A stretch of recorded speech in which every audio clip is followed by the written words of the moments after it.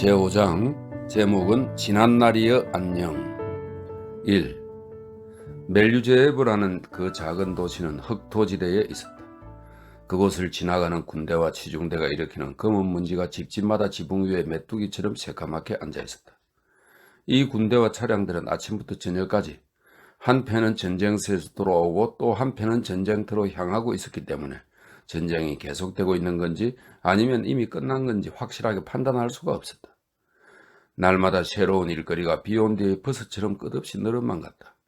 그 모든 일을 지바고와 갈리울린 중위, 간호사 안티포바, 그리고 그들의 동료 몇 사람, 큰 도시에서 온 몇몇 주민과 그곳 사정을 잘 아는 경험 많은 사람들이 도맡아 하고 있었다. 그들은 지자체의 빈자리를 메우고 군대와 위생부대의 말단위원 노릇도 하면서 이 직무교대를 마치 야외에서의 오락이나 술래잡기 놀이처럼 여기고 있었다. 그러나 그들의 마음속에는 이제 그런 놀이는 그만두고 집으로, 본디의 직업으로 돌아가고 싶다는 생각이 싹트고 있었다. 안티포바와 지바고는 일 때문에 자주 만나게 되었고 함께 지내는 날이 가끔 있었다.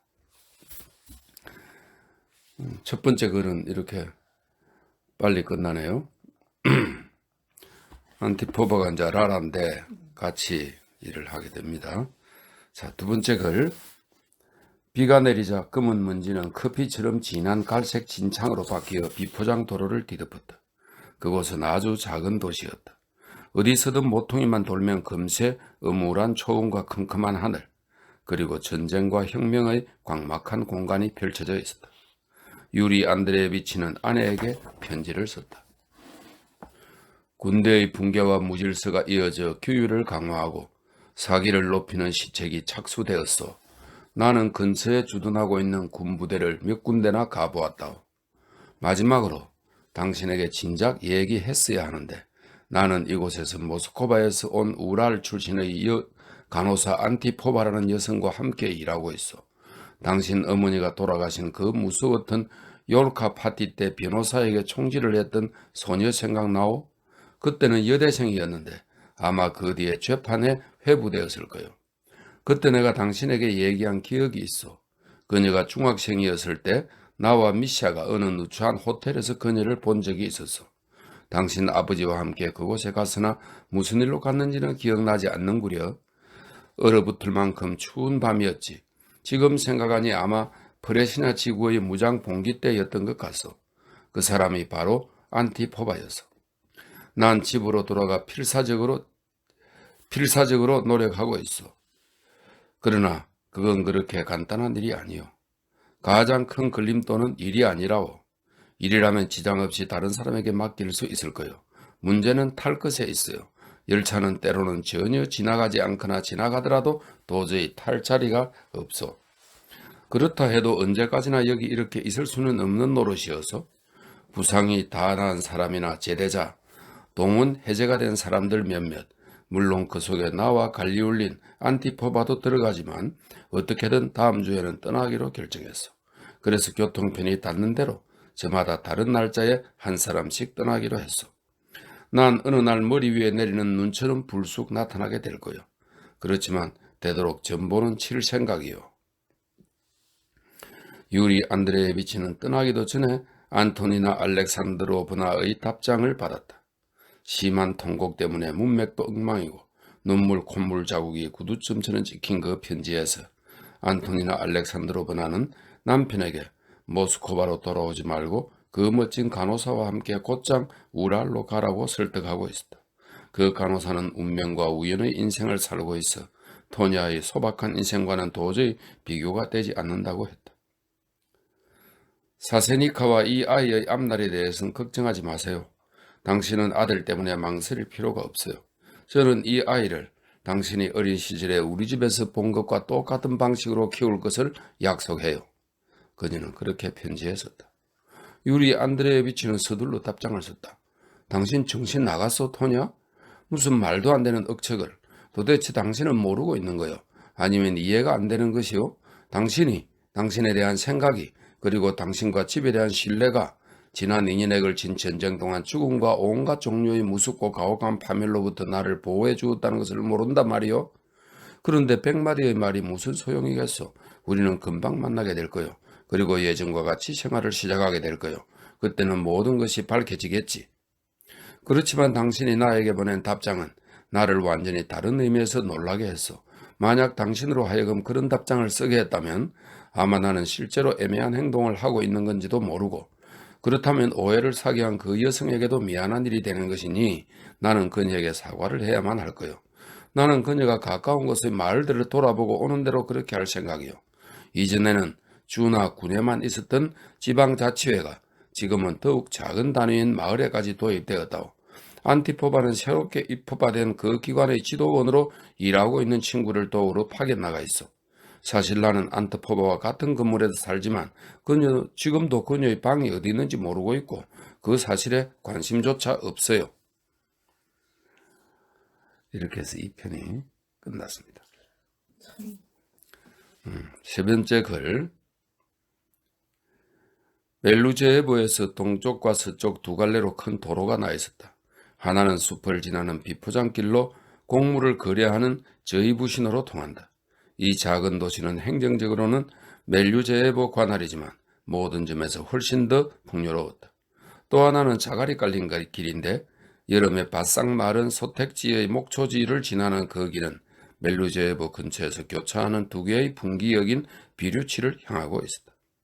6월에 이 저이부신호에서 두 주에 걸쳐 이곳 재분공 블라이제코가 선언한 저이부신호 독립공화국이 존속했다. 이 공화국은 제212 보병연대의 탈주병들, 2월 혁명 때 무기를 들고 진지를 이탈, 비류치를 지나 저이부신호에 찾아온 병사들에 의해 유지되고 있었다. 공화국은 2월 혁명의 임시정부를 인정하지 않고 러시아의 다른 지역과 분리되었다. 젊은 시절에 톨스토이와 편지 왕래를 했던 이 분리파의 일원 블라이제이코는 새로운 저이부신호 천년왕국을 선포하고 노동과 재산의 공유를 선언했으며 지방자치를 교황청으로 이름을 고쳤다. 저이부신호는 늘 전설과 과장된 이야기의 출처였다.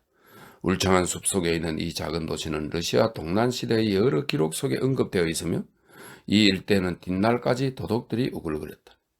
이 저이부신호는 상인들의 번영과 비옥한 토지로 유명해졌다. 어떤 종류의 미신과 습관, 사투리의 특징은 이쪽 서부의 전선지대와 달라서 마치 이 저이부신호에서 나온 것이다. 지금 그러한 온갖 지어낸 이야기는 블라제이코의 부관에 대한 것이었다. 사람들이 단언하는 이야기에 의하면 그는 나면서부터 귀머거리의 벙어리이지만 영감이 번뜩일 때 말을 하는 능력을 받았으며 그 영감의 성광이 사라지면 말을 할 수 없게 된다고 했다. 7월에 저이부신호 공화국은 붕괴했다. 그곳에 임시정부의 충성을 맹세한 군대가 들어왔다. 탈주병들은 저이부신호에게 쫓겨나 비류치로 물러갔다. 그곳은 도로 반대쪽의 몇 베르스타에 걸쳐 숲이 벌채되어 있었다. 잘린 나무 그루터기를 무성하게 자란 산딸기가 덮고 있고 반은 도둑맞은 장닭더미가 오랫동안 운반되지 않은 채 방치되어 있었다. 전에 계절 따라 벌채를 하고 다니던 노동자들이 살았던 진흙 오두막이 다 쓰러져 가고 있었다. 탈주병들은 곧 그곳에 들어가 살기 시작했다. 네 번째 글. 유리가 입원해 치료받고 한동안 근무하다가 이제 떠나려는 야전병원은 자브린스카야 백작 부인의 집안에 있었다. 그 집은 전쟁이 시작되자 소유자인 백작 부인이 부상병을 위해 제공한 것이었다. 2층 건물인 그 집은 멜루제에브에서 가장 좋은 땅의 한 곳을 차지하고 있었다. 그곳은 전에 연병장이라 불리며 병사들의 교련에 쓰였지만 지금은 저녁마다 집회가 열리는 중앙광장의 번화한 내거리에 서 있었다. 내거리를 바라보는 이 집에서는 사방으로 전망이 탁 트여 있었다. 번화가와 중앙광장 말고도 그 집과 가까이 있는 옆집의 터가 보였는데 그것은 농촌의 그것과 다를 것 없는 가난한 시골집과 대지였다. 마찬가지로 그 집에서는 백작 부인의 오래된 정원이 건물 뒷담까지 이어져 있었다. 그 집은 자브린스카야에게는 그 자체로서 가치가 전혀 없었다. 백작 부인은 그 지방에 라즈돌리노에라는 광대한 영지를 갖고 있었는데 이 멜루제에보의 집은 이 마을에 볼 일이 있을 때 잠시 묵었다 가는 곳에 지나지 않았고 여름에는 영지로 피서하러 오는 손님들의 숙소로 쓰이고 있을 뿐이었다.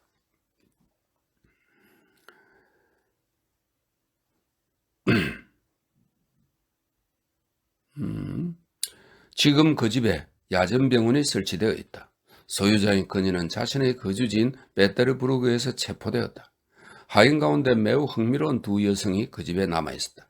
한 사람은 지금은 결혼한 백작 부인 딸의 가정교사였던 늙은 마드무아젤 플레리, 또 한 사람은 백작 부인 전용의 수석 요리사였던 우스티냐였다. 마드무아젤 플레리는 머리가 하얗고 낯빛이 혈색이 돌아 불그레했다. 그녀는 남의 시선을 아랑곳하지 않고 달아빠진 헐렁한 원피스의 단정치 못한 차림으로 단어와 뒷굽을 소리내어 끌면서 전에 자브린스키 가족과 함께 살았을 때처럼 익숙한 집안의 야전병원을 돌아다녔다. 몸짓 손짓을 하면서 단어의 의미를 프랑스식으로 삼켜버리는 엉터리 러시아어로 쓸데없는 잡담을 짓거린 뒤에는 반드시 쉰 목소리로 크게 웃다가 오랫도록 기침을 해댔다. 마드무아젤 플레리는 간호사 안티포바를 속속들이 알고 있었다. 그녀는 의사와 간호사가 서로 좋아하고 있는 게 틀림없다고 믿었다. 라틴계의 기질에 깊이 뿌리박혀 있는 사랑의 중매자의 정열에 사로잡혀 마드무아젤은 두 사람이 함께 있는 것을 보면 아주 기뻐하면서 의미심장하게 손가락을 세워 두 사람을 위협하고는 장난스럽게 윙크했다. 그러면 안티포바는 단혹스러워하고 의사는 화를 냈지만 마드무아젤은 그런 괴팍한 인물들이 다 그렇듯이 자신의 오해를 무엇보다 자랑스럽게 여기며 절대로 그 생각을 바꾸려고 하지 않았다. 그는 그녀보다 더욱 흥미로운 사람은 우스티냐였다. 그녀는 몸이 위로 갈수록 볼품없이 좁아져서 꼭 둥지 속의 암탉 같았다. 우스티나는 무뚝뚝하고 말도 못하게 고지식했지만 그녀의 분별력은 미신의 영역에서 억제할 수 없는 망상으로 이어져 있었다. 미신적인 주문을 수없이 알고 있는 우스티나는 아궁이 불 앞에서 중얼중얼 주문을 걸지 않고는 한 걸음도 발을 떼지 않았고 열쇠 구멍에 대고 악마를 물리치는 주문을 외지 않고는 결코 외출하지 않았다. 저이부신호 출신인 마을 마법사의 딸이라는 소문이 있었다. 우스티나는 몇 년이고 가만히 침묵하고 있을 수 있었지만 한번 격정적인 발작이 일어나면 아무도 그녀를 말릴 수가 없었다. 그녀는 진실을 수호하기 위해 나서는데 온 정열을 쏟았다. 저이부신호 공화국이 무너진 뒤 멜루제예보의 집행위원회는 이 도시에서 일어난 무정부주의적 풍조와 투쟁하는 캠페인을 벌였다. 밤마다 연병장에서는 예전 같으면 여름에 소방서 앞 광장에서 열리는 젊은이들의 집회처럼 한가롭고 온건한 집회가 열렸고 할 일 없는 멜루제예보 주민들이 그곳에 모여들었다. 멜루제예보의 문화개몽부가 이러한 집회를 후원하며 자신의 직원과 외부 활동가로 하여금 토론을 이끌게 했다. 그들은 저이부신호의 말을 할 줄 아는 농아인에 대한 소문을 땅차는 말로 여기고 특별히 그 농아인들을 자주 공격해 그들을 화나게 했다. 그러나 멜루제예보의 초라한 수공업자들과 복무 중인 병사의 아내, 이전 지주의 하인들은 다른 의견을 가지고 있었다. 그들은 말을 할 줄 아는 농아인 이야기가 별 엉터리라고는 생각하지 않았다. 사람들은 그 농아인 편을 들고 나섰다. 그를 옹호하는 사람들이 외치는 이런저런 고함 속에서 가끔 우스티니아의 목소리도 들려왔다. 처음에 그녀는 여자다운 수줍음에 갇혀 겉으로 나서는 것을 망설였다. 그러나 그녀는 차츰 용기를 얻어 멜루제예보의 바람직하지 않은 의견을 말하는 연설자들을 용감하게 반박하기 시작했다. 그리하여 그녀는 어느새 단상에서 진짜 웅변가가 되어 있었다. 집집의 창문에서는 광장의 집회의 하나로 어우러진 둔중한 소음, 특히 조용한 밤에는 사람들의 연설 내용까지 들려왔다. 종종 우스티냐가 얘기하고 있을 때에는 마드무아젤이 방에 뛰어들어 그 자리에 있는 사람들에게 귀를 기울이라고 권하고는 뚜렷하지 않은 바람으로 신이 나서 흉내를 냈다. 해방이다 해방, 빛나는 왕국이여, 저이부신호여, 귀먹은 벙어리, 반역자 반역자.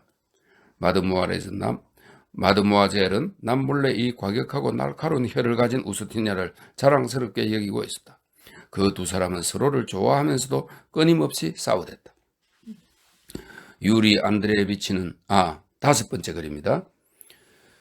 유리 안드레예비치는 천천히 떠날 준비를 했다. 그는 사람들에게 작별 인사를 하며 집과 관청을 돌면서 필요한 서류를 챙겼다. 그때 이 전선지구의 새로운 군사인민위원이 군대로 가는 길에 멜루제예보에 들렀다. 소문으로는 그는 아직 순진한 풋내기라고 했다. 새로운 대공세가 준비되고 있었다. 병사들의 느슨해진 마음을 다잡기 위해 군의 기강이 강화되었다. 군사혁명재판소가 생기고 최근에 폐지된 사형이 부활되었다. 출발 전에 의사는 전출을 위해 야정사령부의 명부에서 이름을 삭제해야 했다. 멜루제에브에서는 짧게 줄여서 지방관이라 불리고 있는 군사령관이 그 임무를 맡고 있었다. 그의 곁에는 몰려드는 사람들로 언제나 북새통이었다. 사람들은 현관 대기실과 앞마당에 다 들어가지 못하고 창문 앞 거리까지 넘쳐났다. 그래서 책상 앞까지 다가가는 것은 쉬운 일이 아니었다. 엄청난 사람들의 목소리가 와글거리고 있어서 아무도 알아들을 수가 없었다. 그날은 접수일이 아니었다. 조용한 사무실에서는 차츰 복잡해지는 문서 처리에 는더리가 난 서기들이 잔뜩 불만스러운 듯이 서류를 다시 조사하면서 묵묵히 뭔가 쓰고 있었다. 사령관실 안에서는 마치 군복 단추를 풀고 무언가 차가운 음료수라도 마시고 기분 전환을 한 것처럼 유쾌한 목소리가 울려 퍼졌다. 거기서 갈리온이 나오다가 지바고를 발견하고는 마치 도움닫기라도 하던 것 같은 몸짓을 하면서 실내에 가득한 활기를 의사에게 나누어 주려는 듯이 눈짓을 했다. 의사는 아무튼 사령관실에서 서명을 받아야 했다. 안에 들어가자 그곳은 모든 것이 예술적인 무질서로 가득했다. 그 도시에서 한창 소문이 자자한 이날의 주인공인 신임 인민위원이 자신의 임무를 수행하기 전에 이곳 참모본부의 중대한 부분이나 작전 문제와는 아무 관계도 없는 이 집무실에 나타나 국가문서왕국의 관리자들 앞에서 열변을 토하고 있었다. 그런데 여기 또 한 사람 우리의 스타가 오셨군요. 지방관이 유리를 소개했지만 인민위원은 자신의 열변에만 열중해 있어 유리는 바라보지 않았다. 지방관도 유리가 내민 서류에 서명하려고 잠깐 자세를 바꾸어 서류를 받고는 정중한 손짓으로 지바고에게 방 한가운데 있는 낮고 푹신한 의자를 가리켰다. 그 의자에서 인간적인 모습으로 앉아있는 사람은 유리뿐이었다. 나머지 사람들은 서로 경쟁이나 하듯이 기묘하고 난잡한 자세로 앉아있었다. 지방관은 손으로 얼굴을 받치고 페초린처럼, 이 페초린은 러시아의 시인이자 소설가이랍니다. 페초린처럼 책상 옆에 반쯤 들어 누워있고 그의 부관은 마치 여자용 말 안장에 앉듯이 소파 팔걸이에 올라앉아 발을 뒤로 빼고 있었다. 갈리오니는 울리는 의자에 거꾸로 앉아 의자 등을 안고 그 위에 머리를 얹었다. 젊은 인민위원은 창틀을 짚고 목을 들어 올리고 있다가 어느새 거기서 뛰어내리곤 하면서 팽이처럼 잠시도 가만히 있지 않고 쉴 새 없이 몸을 움직이며 실내를 종종 걸음으로 바쁘게 왔다 갔다 했다. 그는 쉬지 않고 입을 놀렸다. 얘기는 비류치의 탈주병에 대한 것이었다. 이 인민위원에 대한 소문은 사실이었다. 그는 균형 잡힌 몸집에 호리호리한 애띤 햇병아리 청년이었는데 최고의 이상이 촛불처럼 불타고 있었다. 소문에 의하면 그는 좋은 집안 출신으로 원로원 의원의 아들이라는 말도 있고 2월 혁명 때는 자신의 중대를 제국 러시아 국회에 넣은 최초의 한 사람이라고도 했다. 그의 성은 긴체 아니면 긴체로 두 사람이 소개되었을 때 의사의 귀에 확실하게 들리지 않았다. 인민위원은 페테르부르크식으로 정확하게 발음했는데 지나치게 또렷해서 발트의 연안의 독일인 같은 발음이었다. 그는 몸에 꼭 끼는 프랑스 군복을 입고 있었다. 자기가 아직 어린 것이 거북했던지 나이가 더 들어 보이도록 무언가 마뜩 차는 것처럼 얼굴을 찌푸린 채 일부러 어깨에 힘을 잔뜩 주었다. 그렇게 하기 위해 성마바지 주머니에 두 손을 깊이 찔러 넣고 늘어지지 않은 새 견장이 달린 어깨를 각지게 축혀 올렸는데 그 때문에 그의 모습은 실제로 기병처럼 단정해져서 어깨에서 발까지 아래를 향해 교차하는 두 개의 선으로 그릴 수 있을 정도였다. 여기서 철도의 몇 구간에 카자크 중대가 있는데 붉은 군대입니다. 전향한 자들이지요. 그들은 소환되고 반려자들은 포위될 겁니다. 그러면 문제는 해결돼요. 카자크병? 무슨 소리? 절대로 그렇게 안 될 거요. 인민위원이 격분에 소리쳤다. 1905년을 기억하시오. 혁명 전의 일을 떠올려서는 안 됩니다. 그 점에서 나는 당신들과 의견이 달라요. 당신들의 장군들은 얕은 수를 썼지만 오히려 실패했어. 우린 아무것도 하지 않았어. 모두 계획만 하고 있을 뿐입니다. 아직 제안 중이란 말이요. 작전 명령에는 개입하지 않는다는 군 사령부와의 합의가 있었어요. 난 카자크 병을 폐지하지 않겠소. 용인합시다. 그렇지만 난 신중한 행동을 취할 겁니다. 그들은 그곳에서 노영하고 있습니까? 그런 셈이죠. 어쨌든 노영하면서 방어진지를 굳히고 있어요. 좋아요. 내가 그들에게 가지요. 그 폭도들, 숲속의 악당들을 직접 만나겠습니다. 아무리 반란자이고 탈주병이라도 해도 여러분, 그들은 나로드입니다. 여러분은 그 사실을 잊고 있어요. 그리고 나로드는 어린아이들과 같습니다. 그들을 알아야 합니다. 그들의 심리를 알아야 합니다. 그러려면 특수한 접근이 요구됩니다. 그들의 예민한 심금을 감동적으로 울릴 수 있는 능력이 필요합니다. 내가 벌채지에 그들에게 가서 속을 터놓고 설득해 보겠습니다.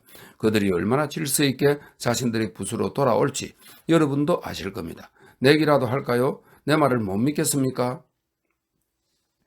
글쎄요. 어쨌든 신의 가호가 있기를. 나는 그들에게 이렇게 말할 겁니다. 형제들이여 나를 보라. 외아들로서 온 가족의 희망이었던 나는 모든 것을 아낌없이 버렸다. 이름도 지위도 부모의 사랑도 희생했다. 그런데 그것은 여러분을 위해 이 세계에서 아직 어떤 민족도 누리고 있지 못하는 자유를 쟁취하기 위해서였다. 이것을 이룩한 것은 나와 같은 수많은 젊은이들이었다. 물론 명예로운 선인들, 굳건한 신념을 지닌 투사들, 강제노동에 끌려간 나로도니카와 셀리셀부르크 요소에 갇힌 인민의지당 당원들에 대해서는 세상 말할 것도 없다. 우리가 노력한 것은 다만 자유를 위해서였을까? 그것이 필요했던 것은 다만 우리뿐이었을까? 여러분은 이미 예전 같은 일개 졸병이 아니라 세계 최초의 혁명군 전사이다. 진지하게 자신에게 물어보라. 여러분이 이 숭고한 칭호에 부응했는지, 조국이 피 흘리면서 마지막 힘을 짜내어 히드라처럼 조국을 휘감고 있는 적들을 물리치기 위해 노력할 때 여러분은 정체불명의 사기꾼 강도들에게 정신이 팔려 무의식적인 폭도, 자유를 무전취식하는 쓸모없는 때강도로 변하고 말았다. 뿐만 아니라 그러한 무리는 아무리 줘도 모자라 그야말로 돼지를 식탁 밑에 두면 곧 발도 올려놓는다는 말처럼 되고 말 것이다. 아, 나는 이렇게 그들의 마음을 울릴 것입니다. 그들이 부끄러움을 느끼도록. 아니, 그건 위험이 너무 커요. 지방관이 부관에게 남몰래 의미심장한 눈빛을 하면서 반론을 시도했다. 갈리울리는 인민위원회의 무분별한 계획을 막으려고 했다. 그는 그 연대가 속해 있고 이전에 그 자신이 근무했던 사단 212 보병연대의 앞뒤 가리지 않는 무모한 자들에 대해 알고 있었다. 그러나 인민위원은 들은 척도 하지 않았다. 그러는 동안 유리 안드레예비치는 내내 자리에서 일어나 나갈 기회만 엿보고 있었다. 인민위원회의 순진함이 그를 곤욕스럽게 했다. 그러나 지방관과 부관, 은근히 조소적이고 노예한 이 두 사람의 풍부한 경험에서 나오는 교활함도 그다지 나을 것이 없었다. 그 어리석음과 교활함은 서로 호각을 이루고 있었다. 홍수 같은 말로 분출된 그것은 무의미하고 비본질적이며 광채가 없는, 그런 것이 없어도 진정한 삶을 사는데 전혀 지장이 없는 것이었다.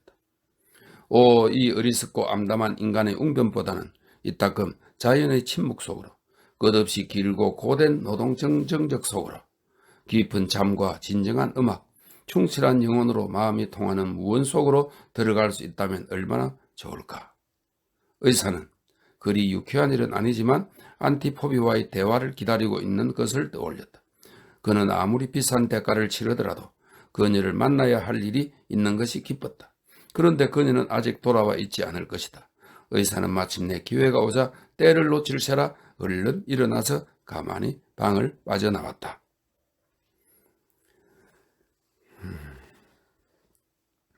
다섯 번째 글을 읽었습니다. 참 여기서 이 웅변, 그런 것이 없어도 진정한 삶을 사는데 전혀 지장이 없는 것이었다. 그 참 좋네.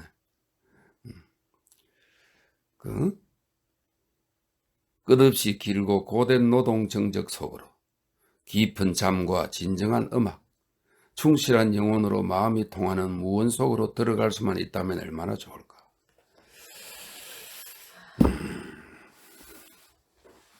지금 우리하고 비슷하네. 자, 여섯 번째 글입니다.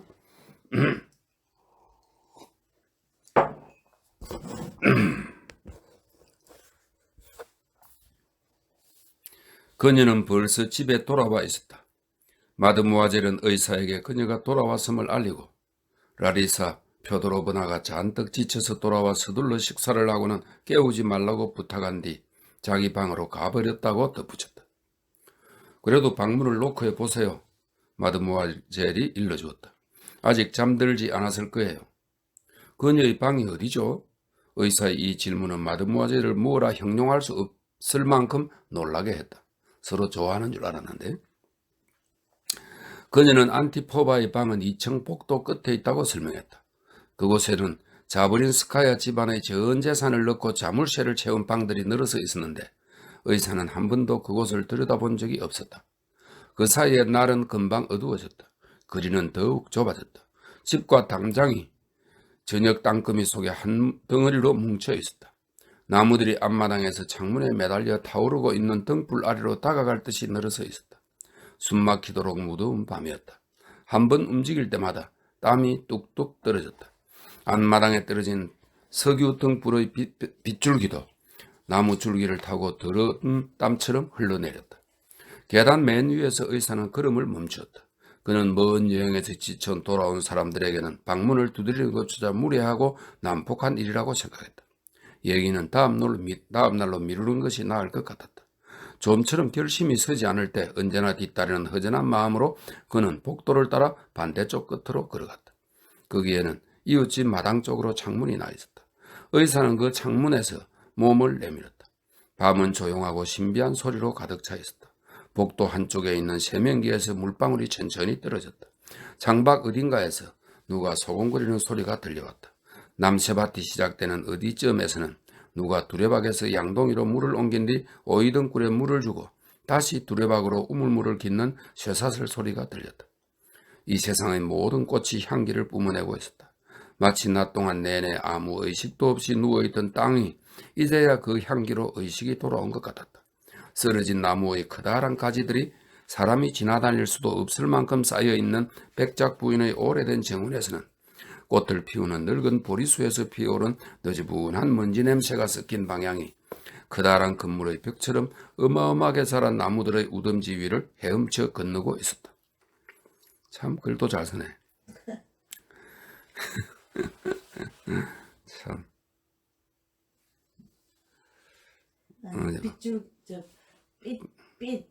빛이 그래. 땀처럼 흘러내린다 안 어떨까 아까. 그 말이 참. 그래. 이 정원에서는 그래. 꽃을 피우는 늙은 보리수에서 피어오른 너저분한 먼지 냄새가 섞인 방향이 커다란 건물의 벽처럼 어마어마하게 자란 나무들의 우덤지 위를 헤엄쳐 건너고 있었다. 오른쪽 담장 너머 거리에서 고함이 들려왔다. 그곳에서 휴가병이 행패를 부리는지 문을 쾅쾅 두드리고 누군가가 부르는 노랫소리가 토막토막 들려왔다. 백작 부인 정원의 까마귀 둥지 너머로 어마어마한 크기의 금붉은 달이 모습을 드러냈다. 처음에는 저이부신호의 전기로 움직이는 벽돌색 재분소를 닮았더니 이었고 비루치 철도의 금수탑처럼 노란색이 되었다. 앞마당의 창문 밑에서는 꽃차처럼 거하고 신선한 건초 냄새가 분꽃에 실려 풍겨왔다. 얼마 전 이곳에 먼 마을에서 사들인 암소가 끌려왔다.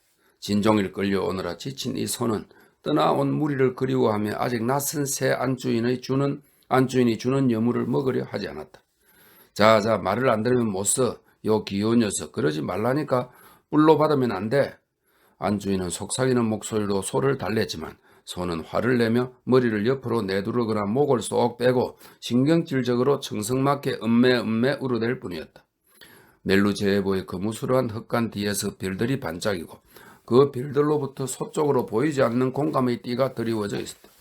그것은 마치 소에게 연민을 보내고 있는 별세계의 외양간 같았다. 주위의 모든 것이 움직이기 시작해 성장하고 존재의 마법 같은 누룩에 의해 발효되고 있었다. 생명의 환희가 조용한 바람처럼 넓은 물결을 일으키며 대지와 도시를 정처 없이 지나 벽과 담장을 통과하고 나무 줄기와 사람 몸을 빠져나가 가는 길에 있는 모든 것을 전율시키며 나아갔다. 그 흐름을 방해하고 싶어서 의사는 집회의 연설을 드리려고 연병장 터로 나갔다. 이제 7번째 글입니다. 달이 벌써 하늘 높이 걸려 있었다. 모든 것이 흰색 물감을 뿌린 것 같은 선명한 달빛으로 뒤덮여 있었다. 높은 원기둥의 석조 건물이 광장을 에워싸고 늘어서서 넓은 그림자를 청사 입구 부근의 지면에 검은 흉단처럼 떨어뜨리고 있었다. 집회는 광장 반대쪽에서 열리고 있었다. 귀를 기울이면 연변장 털을 가로질러 거기서 들려오는 이야기를 전부 알아들을 수 있었다. 그러나 의사는 그 장엄한 광장의 눈길을 빼앗겼다. 그는 소방서 문 옆에 있는 벤치에 앉아 길을 건너 들려오는 목소리에는 주의를 기울이지 않고 양쪽으로 눈길을 돌렸다. 광장 옆에서 인적이 없는 좁은 거리 두 개가 광장을 향해 뻗어 있었다. 그 두 길을 따라 낡아서 다 쓰러져가는 작은 집들이 보였다. 거리는 시골길처럼 푹푹 빠지는 진창으로 뒤덮여 있었다. 그 진창에 서 있는 버들가지로 엮은 울타리는 마치 연못에 던져 넣어 가라앉힌 버들가지 통발이나 가재 잡는 바구니처럼 보였다. 그 집들의 열어놓은 창문 유리가 희미하게 반짝거렸다. 집 앞의 울타리에서 방석으로 원뿔 꽃차례와 손목을 가진 옥수수대가 기름을 바른 듯 반짝거리며 금빛 머리에 땀을 흘리면서 뻗어 있었다. 쭉 늘어진 버들가지 울타리 밑에서 파리하게 이어인 당아우꽃이 군데군데 먼 곳을 보고 있는 모습이 마치 더위에 쫓겨 신선한 공기를 마시기 위해 숨막히는 집에서 나온 속옷 차림의 농부들 같았다. 달빛이 교교한 밤은 자비심이나 투시력의 재능처럼 감탄을 자아냈다. 그때 문득 이 밝게 빛나는 동화 같은 조용함 속에 누군가 아는 이의 지금 막 귓가에 닿은 듯한 목소리가 율동적으로 들려오기 시작했다. 그 목소리는 아름답고 힘차고 확신에 차 있었다. 귀를 기울이던 의사는 그게 누구의 목소리인지 알아냈다. 인민위원 긴처였다. 그가 광장에서 연설하고 있었다. 당국은 아마도 그를 이용해 자신들의 권위를 옹호한 것이리라. 그는 힘찬 투로 멜류제에보 사람들의 탈조직화를 비난하고 그의 확신에 따르면 그들이 저이부신호 사건의 진정한 장본인인 볼셰비키의 부패한 역량이 너무나 쉽게 굴복한 것을 비난했다. 그는 경비사령관 사무실에서 얘기했을 때와 똑같은 기세로 잔인하고 강력한 적과 조국이 큰 타격을 입었던 시련에 대해 상기시켰다. 그의 연설에 해방군이 끼어들기 시작했다. 연설자의 이야기를 조용히 듣고자 하는 요청은 반대하는 외침에 묻히고 말았다. 항의 발언은 더욱 잦아지고 더욱 시끄러웠다. 긴처에게 동행해 의장역을 맡은 누군가가 청중석에서의 발언은 허용되지 않는다고 소리치면서 질서를 호소했다. 어떤 자들이 청중 가운데 한 여성에게 발언권을 줄 것을 제안하자 다른 패들은 반대하며 이야기를 가로막지 말라고 요구했다.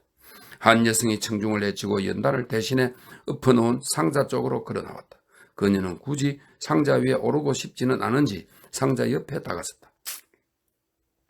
군중은 그 여성에 대해 잘 알고 있었다. 주위가 조용해졌다. 청중의 주목을 한몸에 받은 그녀는 바로 우스티나였다. 전속 요리사. 인민위원 동지, 방금 당신은 저희 부신호에 대해 얘기하고 그 다음 눈에 대해 얘기했지요. 눈을 가져야 한다. 속임수에 넘어가서는 안 된다고요? 그런데 당신 얘기를 들으니 당신이 알고 있는 건 오직 한 가지, 볼셰비키와 맨세비키에 대해 설교를 늘어놓는 것뿐이더군요. 볼셰비키, 맨세비키, 그것 말고는 당신 이야기는 아무것도 없어요. 당신은 더 이상 싸우지 않고 모두 형제처럼 지내는 것, 그것이 신의 뜻이라고 했지만 그건 맨세비키가 할 수 있는 일이 아니에요. 그리고 제작소와 공장을 빈곤에 빠뜨리는 것, 그것 또한 볼셰비키가 아니라 인간의 연민이 하는 일이에요. 또 농아인에 대해서는 당신이 말하지 않아도 우리는 신물이 날 만큼 많은 비난을 받았으니 더는 듣고 싶지 않아요. 그는 당신에게 항복했어요. 아닌가요? 그런데도 그는 무엇이 당신 마음에 들지 않는 거죠? 오랫동안 말을 못하던 사람이 어느 날 갑자기 허락도 없이 말문이 터졌기 때문인가요? 말도 안 돼요. 그건 드물지 않은 일이에요. 그 사람 말고도 얼마든지 있으니까요. 예를 들면 성서에 나오는 유명한 나귀 이야기가 있죠. 발람 제발 부탁이니 그쪽으로 가지 마세요. 이 발람은 그 히브리의 예언자 민수기에 나오는 예언자입니다. 발람 그쪽으로 가지 마세요. 후회하게 되리다. 누구나 아는 것처럼 발람은 나귀의 말을 듣지 않고 걷기 시작했어요. 당신이 말하는 농아인과 비슷하죠. 발람은 왜 짐승인 나귀의 말에 귀를 기울일 필요가 있느냐고 생각했죠. 가축을 무척 싫어했으니까요. 그래서 그 뒤 얼마나 후회했던가요? 어떻게 끝났는지 당신도 잘 알고 있을 거예요. 어떻게 끝났는데? 성중 속에서 호기심 어린 질문이 쏟아졌다. 그만합시다. 우스티냐가 퉁명스럽게 대답했다. 너무 알아도 좋을 거 없어요. 아니지. 어떻게 됐는지 얘기해 보구려. 같은 목소리는 물러나지 않았다. 어떻게 되긴 어떻게 돼요. 퍽도 끈질긴 양반이네. 소금 기둥이 되어버렸잖아요. 이보시오. 대체 무슨 소리를 하는 거요? 그것은 로스의 아내 이야기잖소. 사람들이 외치는 소리가 울려 퍼졌다. 모두 웃음을 터뜨렸다. 의장이 질서를 호소했다. 의사는 잠을 자러 돌아갔다. 예. 8번째 글입니다. 이튿날 저녁 그는 안티포바를 만났다. 이제 만났네. 그는 식기실에서 그녀를 발견했다. 라리샤 표도로브나 앞에는 롤러로 짠 세탁물들이 높이 쌓여 있었다. 그녀는 다림질을 하고 있었다. 이 식기실은 2층 안쪽에 있는 방의 하나로 정원 쪽으로 나 있었다. 여기서는 사모바르로 물을 끓이고 부엌에서 수동식 성강기로 올라온 요리를 접시에 닦거나 사용한 식기를 개수대로 내려보내고 있었다. 이 식기실에는 야전병원의 물자 보고서를 보관하고 있었다. 여기서 식기와 속옷류를 장부와 대조하거나 한가한 때는 휴식을 취하고 또 서로 만날 때의 장소로도 이용되었다. 창문이 정원을 향해 열려 있었다. 식기실에서는 오래된 공원처럼 보리수 꽃향기, 마른 캐러웨이처럼 톡 쏘는 냄새, 그리고 2개의 숯불 다리미에서 나오는 일산화탄소 냄새가 풍기고 있었는데 라리사 표도로브나는 두 다리미를 뜨겁게 데우기 위해 하나씩 번갈아 환기 파이프 속에 넣어두고 다림질을 하고 있었다. 당신은 어제 왜 녹화하지 않으셨어요? 마드모아젤이 얘기하더군요. 그런데 녹화하지 않기를 잘하셨어요. 전 이미 침대에 들어간 뒤이어서 당신을 방에 들일 수 없었으니까요. 그건 그렇고 잘 계셨죠? 옷에 묻지 않게 조심하세요. 수철 흘려버렸거든요. 병원의 모든 속옷을 다림질하나 보군요. 아니에요. 대부분 제 것이에요. 제가 여기서 탈출하지 않는다고 늘 놀리셨죠. 그렇지만 이번엔 정말 떠날 거예요. 보시다시피 떠날 준비를 하고 있잖아요. 준비만 되면 떠나는 거죠. 전 우랄로, 당신은 모스코바로. 언젠가 누가 당신에게 이런 질문을 할지 모르죠. 멜루제에보라는 작은 마을에 대해 들은 적이 있나요? 글쎄요. 생각이 잘 나지 않는데요. 그럼 안티포바라는 사람은 아십니까? 전혀 기억나지 않소만.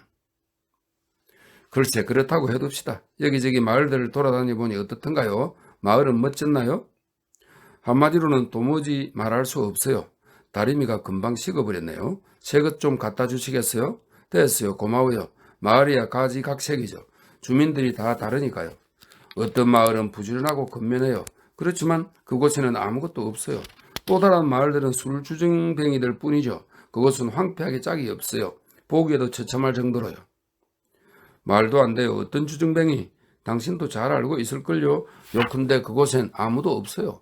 남자들을 모두 군대에 빼앗겼기 때문이죠. 그건 그렇고 새로운 혁명적인 지방자치회는 어땠소? 주정뱅이에 대해서는 당신이 잘못하신 거예요. 나는 당신과 생각이 달라요. 지방자치회요? 그건 앞으로 오랫동안 골칫거리가 될 거예요. 지령이 시행되지 않고 마을에는 일할 사람이 아무도 없어요. 지금 농민의 관심은 오로지 토지 문제뿐이에요. 라즈돌리 노예에도 잠시 들렀는데 정말 아름다운 곳이더군요. 당신도 한번 가보세요. 지난번에 불태워지고 약탈을 당했죠. 흙간이 불타 무너지고 가서원도 불타고 건물 현관 일부가 연기에 거을렸더군요. 저희 부신호엔 들어가지 못했어요. 그런데 어딜 가든 모두 농아인 얘기는 거짓이 아니라고 말하더군요. 그 사람의 인상도 상세하게 묘사하고 있었어요. 젊고 교양 있는 인물이라는 소문이에요.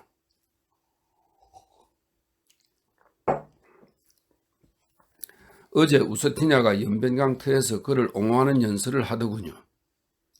돌아오니 또다시 온통 라즈돌리노에 대한 얘기뿐이던데요.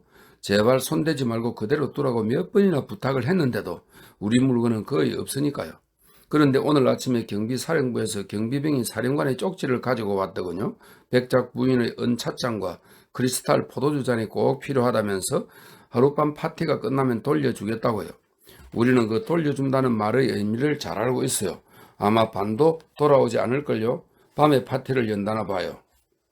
아, 짐작이 가는군. 전선의 새 인민위원이 도착해서 우연히 그를 만나서 탈주병에 대해 마땅한 조치를 취하고 포위해 무장해제하려고 모두 생각하고 있던 참이었어. 그 인민위원은 아직 새파란 애송이라 일이 서툴러요. 이쪽에선 골치 아프니까 카자크들을 쫓아내려고 하는데 그는 항복시킬 생각을 하고 있어. 그는 나로드가 어린아이와 같다고 하면서 어린아이의 장난 정도로밖에 생각하지 않고 있어. 갈릴리는 잠자고 있는 야수를 깨우지 말아야 한다면서 우리에게 맡겨달라고 설득했지만 그의 고집을 꺾는 건 무리일 것 같소. 잠시 다리미를 내려놓고 내 얘기를 들어보겠소? 이제 곧 이곳에서 엄청난 대난투가 벌어질 거요. 우리의 힘으로는 막을 도리가 없어요. 이 골치 아픈 혼란이 시작되기 전에 제발 당신은 이곳에서 떠났으면 좋겠소. 아무 일도 일어나지 않을 거예요. 당신은 과장되게 생각하고 있어요. 물론 전 떠나요. 하지만 갑자기 문을 쾅 닫고 손을 흔들 수는 없잖아요. 재산 목록을 인계해야 해요. 그렇지 않으면 제가 뭘 훔쳤다는 소리를 들을지도 모르니까요. 그런데 그걸 누구에게 인계해야 할지 그게 문제랍니다. 제가 이곳의 자산 때문에 아무리 골치를 앓고 있어도 그 대가는 오직 비난뿐이에요. 전 병원이 사용한 지브린스카야의 재산을 기록했어요. 그것이 법령의 뜻이니까요. 그런데 지금은 이런 식으로 소유자의 재산을 보호하기 위해 제가 고의로 그랬다는 거예요. 어쩌면 이렇게도 혐오스러울 수가 있을까요? 아, 그럼 카페트니 도자기니 하는 물건들은 잊어버려요. 없어지는 건 없어지는 대로 내버려 두고 뭐하러 그렇게 신경을 쓰는 거요? 아, 어제 당신을 만나지 못한 것이 못내 유감이군요. 난 온통 계시로 가득 차 있었어. 당신에게 천상의 모든 체계를 설명하고 모든 혐오스러운 문제에 대답할 수 있었는데 아니, 농담이 아니라 난 모든 걸 털어놓고 싶어서 참을 수가 없었어. 내 아내에 대해, 아들에 대해, 내 인생에 대해 얘기하고 싶었단 말이오. 제기랄 성숙한 남자가 성숙한 여자에게 어쩌다가 긴 얘기도 할 수 없다니. 당장 뭔가 속셈이 있는 걸로 의심받으니 원. 이런 속셈이니 뭐니 하는 건 악마에게나 주어버리라지. 계속하시오. 당신은 다림질을 계속해요. 다시 속옷을 다리란 말이오. 그리고 나에게는 신경 쓰지 마시오. 내가 얘기하리다. 나는 할 얘기가 많으니까. 생각해봐요. 지금이 어떤 시대인지. 그리고 나와 당신은 이런 시대에 살고 있어. 영혼처럼 긴 세월 속에 함께 있을까 말까 할 가공할 일이 일어나고 있는 거요. 생각해보시오. 온 러시아에서 지붕이 날아가고 정신을 차리고 보니 우리는 모든 나로드와 함께 길바닥에 있었어. 그리고 우리를 감시하는 자는 아무도 없어. 자유, 진정한 자유. 그것도 말이나 요구뿐인 자유가 아니라 기대를 넘어서서 하늘에서 뚝 떨어진 자유, 오해로 인한 생각지도 못한 자유 말이요. 그리고 모든 것이 어쩌면 이토록 정신이 아득해질 만큼 거대한지 당신도 느끼고 있어. 한 사람 한 사람이 자기 자신에 의해 자신이 발견한 영웅적인 힘에 의해 스스로 압도되고 있어요. 그래요. 당신은 다림질을 계속하시오. 얘기는 내가 할 테니 당신은 아무 말도 하지 마시오. 지루하지 않소? 내가 다리미를 바꿔주리라. 간밤에 나는 광장에서 열리는 집회를 관찰해서 놀라운 광경이었어. 어머니인 러시아가 움직이기 시작했어. 그 자리에 가만히 있을 수가 없었던 거지요. 아무리 걸어도 부족하고 아무리 얘기해도 다 들려줄 수가 없어. 게다가 얘기하고 싶어하는 건 인간들뿐만이 아니라오. 별과 나무들이 모여 앞다투어 얘기하고 밤에 피는 꽃들이 철학을 얘기하고 그리고 석조 건물들이 집회를 열고 있어. 무언가 성서에 나오는 것처럼. 그렇지 않소? 사도들의 시대 같아요. 바울이 이렇게 말한 것을 기억하고 있어? 혀로 말하고 예언하라. 해석하는 재능을 주십사 기도하라고. 이제 말이 끝났어요. 집회를 여는 나무와 별, 저도 알아요. 당신이 무슨 말을 하고 싶어 하는 건지 알고 있어요. 저 자신도 그런 일이 자주 있었거든요. 그 반은 전쟁이 하고 나머지 반은 혁명이 이룩해서 전쟁은 삶의 인공적인 중단이었지. 마치 잠시 수명을 늘릴 수 있다는 듯이 완전히 어리석은 일이지. 혁명은 너무 오랫동안 참고 있었던 한순처럼 의지와 상관없이 저절로 터져나온 거요. 한 사람 한 사람이 되살아나고 새로 태어나고 모두가 변화의 변혁을 일으켰어. 이렇게도 말할 수 있을 거요. 한 사람 한 사람이 두 개의 혁명을 겪었어. 하나는 자신의 개인적인 혁명, 또 하나는 우리 모두의 혁명. 내 생각의 사회주의, 그것은 이러한 개개의 혁명이 작은 강물이 되어 흘러갈 바다, 삶의 바다, 자림의 바다요. 자립의 바다요. 삶의 바다라고 말했는데 그렇소. 그 삶이란 천재적인 삶의 광장에서 볼 수 있는 삶, 창조적이고 풍부한 삶이요. 그러나 지금 사람들은 그것을 책이 아니라 자신의 몸으로, 추상적이 아니라 실제 겪어보기로 결심한 거라오. 의사의 목소리가 떨리고 있어 그가 흥분했음을 직감케 했다.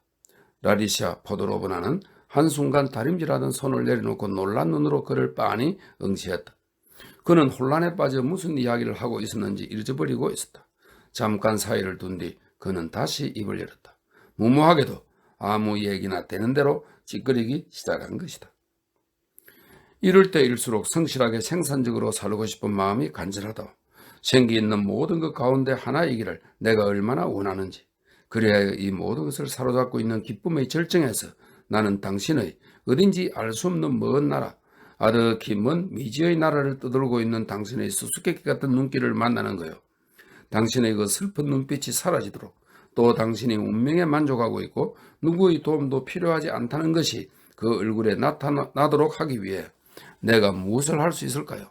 누군가 당신과 가까운 사람이, 당신 친구가, 또는 당신 남편, 만약 군인이라면 정말 좋겠지만 당신 남편이 내 팔을 붙잡고 당신의 운명에 대해서는 걱정할 필요가 없다, 신경 쓰지 않아도 된다고 말하면, 그러면 나는 팔을 뿌리치고 손을 내줄 것이요. 그리고 내가 제정신이 아니군, 부디 용서해 주시오. 그 목소리는 또다시 유리를 배신했다. 그는 한 손을 내저으며 돌이킬 수 없는 어색한 감정을 품은 채 일어나서 창가로 갔다. 방을 등지고 창턱에 팔꿈치를 짚고 턱을 괸 그는 정신을 차리려고 애쓰면서 공허한 눈길로 어둠에 쌓인 정원을 바라보았다. 라라는 테이블과 그녀 옆 창틀 사이에 걸쳐진 다리미 판을 돌아 의사 뒤로 몇 걸음 떨어진 방 한가운데 멈추었었다. 이렇게 될까봐 내가 얼마나 두려웠는데 그녀는 혼자말을 하듯 조용히 말했다. 이 무슨 오해람. 유리 안드레예비치, 더 이상 아무 말 마세요. 말하면 안 돼요. 어떻게 해요? 당신 때문에 내가 무슨 짓을 저질렀는지 좀 보세요. 그녀는 큰 소리로 외치면서 다리미 판으로 뛰어갔다. 다리미 밑에서 눌어붙은 블라우스에서 단내가 나며 가느다란 연기가 피어오르고 있었다. 둘이 서로 직감한 거네. 유리 안드레예비치. 그녀는 다리미를 받친 접시에 화가 난 듯 소리가 나도록 내려놓고는 다시 말을 이었다. 유리 안드레예비치, 좀 더 현명해지시는 게 어때요?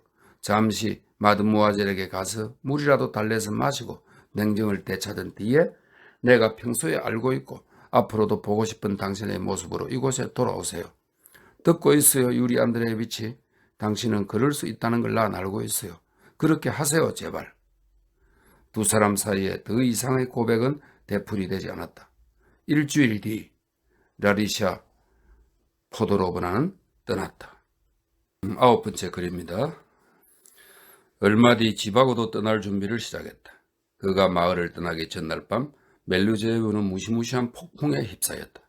폭풍의 굉음이 폭우 소리와 한데 어우러져 때로는 수직으로 지붕을 때리고 때로는 방향을 바꾼 바람의 맹공격을 견디지 못하고 거리를 따라 움직이면서 미친 듯이 내리퍼붓는 성남 물결로 한 걸음 한 걸음 진지를 정복하고 있는 것 같았다.